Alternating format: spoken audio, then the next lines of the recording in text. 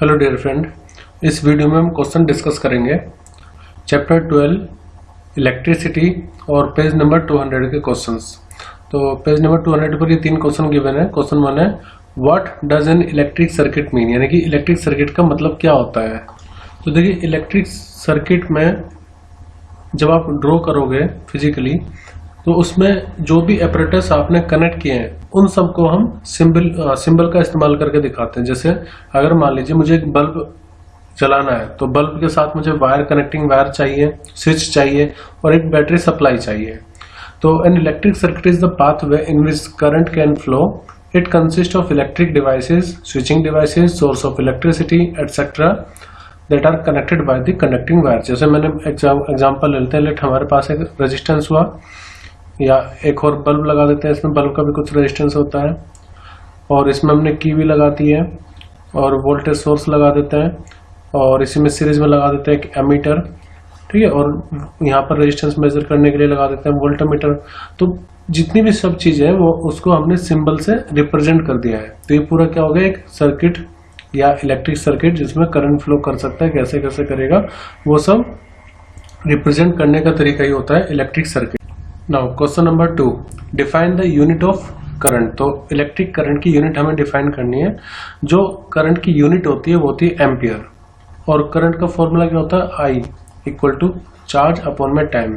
तो देखो, जब कोई एक कोलम का चार्ज एक सेकंड के लिए फ्लो करता है तो वो जो करंट कंस्टिट्यूट करता है उसको हम बोलते हैं 1 एम्पियर, ठीक है।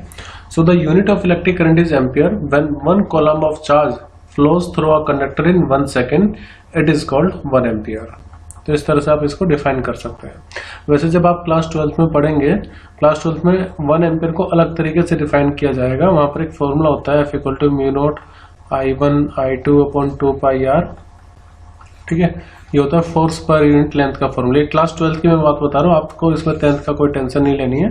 तो वहां से भी इस फॉर्मूले का यूज करके भी हम 1 एम्पियर को डिफाइन करते हैं कि अगर दो वायर है हमारे पास, उन दोनों में यूनिट करंट फ्लो कर रहा है 1 एम्पियर और उनके बीच का सेपरेशन 1 मीटर है।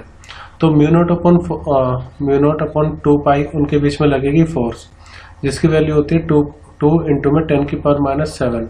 तो जब दो वायर में जिनके बीच में सेपरेशन 1 मीटर और उनमें करंट 1 एम्पियर फ्लो कर रहा होता है तो उनके बीच में जो फोर्स लगती है वो 2 इंटू 10⁻⁷ न्यूटन लगेगी। तो यहां से भी 1 एम्पियर को हम डिफाइन कर सकते हैं, बट आप इसको छोड़िए, आप अभी 10th क्लास के लेवल के हिसाब से इसी को याद रखना है। क्वेश्चन नंबर 3 है calculate the number of electron constitute 1 column of charge. अब देखो, ये मैंने आपको जब लेसन एक्सप्लेन किया था उसमें भी बताया था कि एक कॉलम चार्ज में कितने नंबर ऑफ इलेक्ट्रॉन होते हैं। तो इसके लिए हम फॉर्मूला यूज कर सकते हैं Q = N इंटू में E। Q होता है चार्ज, N होता है कितने नंबर होंगे और E होता है बेसिक फंडामेंटल चार्ज 1.6 इंटू 10⁻⁹। ये होती है E की वैल्यू। Q कितना है, यहाँ पर Q है 1 कॉलम। तो हमसे पूछे कितने नंबर होंगे, यानी कि N की वैल्यू फाइंड करनी है। तो N की वैल्यू फाइंड करेंगे, E की वैल्यू पुट करेंगे 1.6 इंटू 10⁻⁹ कॉलम से तो कॉलम कट जाएगा। तो N इक्वल टू कितना आ जाएगा, 1 अपॉन में 1.6 इंटू 10⁻⁷।